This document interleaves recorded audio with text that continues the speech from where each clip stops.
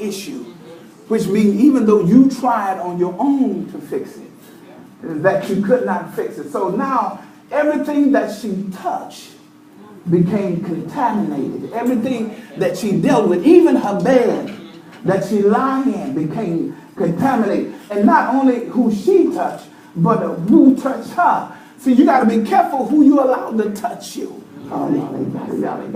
You got to be careful who you allow. You got to be careful where you lie at. You got to be careful where you go, because you can be infected by the issue that caused contamination. Now, one thing you got to understand, there are issues that will cause you not to understand worship. Not only that, it separates you. Tell somebody, don't let your issue separate you.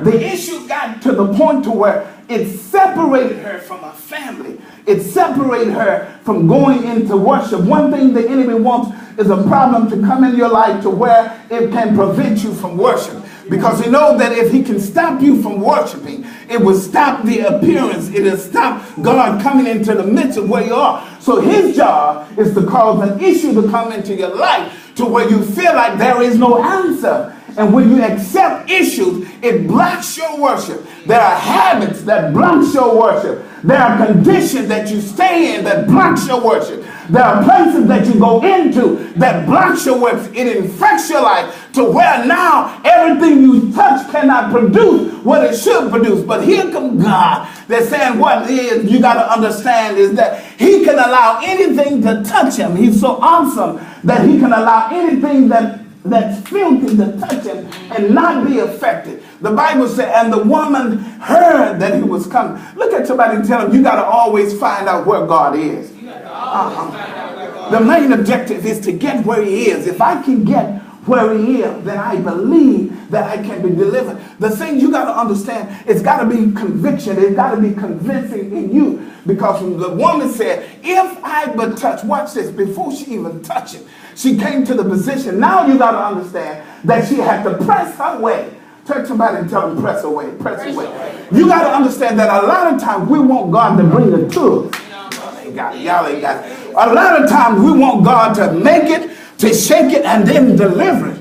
But you got to understand, God said, in that I can't see nothing that shows me that I'm your heart. So sometimes he's got to allow you to want to desire to touch him. Look at somebody and tell him, it's my time to touch him.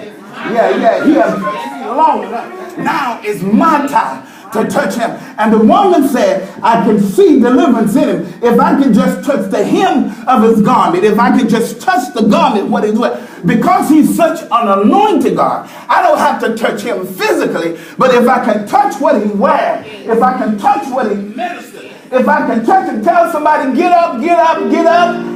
Tell somebody, get up. It's time for you to touch him, touch him, touch him. Because it's your issue that's going to cause you to miss. Tell somebody, you can't miss this one.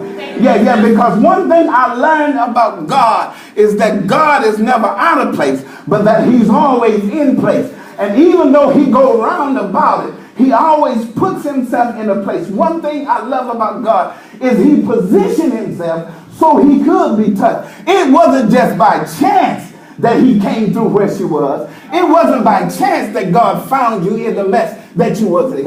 It wasn't by chance you heard about it. It wasn't by chance that you made a decision to give. He put himself in position to be touched. Touch somebody and tell him, he put himself in position. You know how it is when you saw the one you love and he was in the store and you went all through the clothing store and went to the sporting department and ordered, watch this, give me some.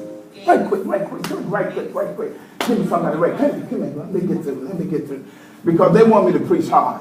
Tell somebody you ain't got to preach hard. Tell somebody you ain't got to preach hard.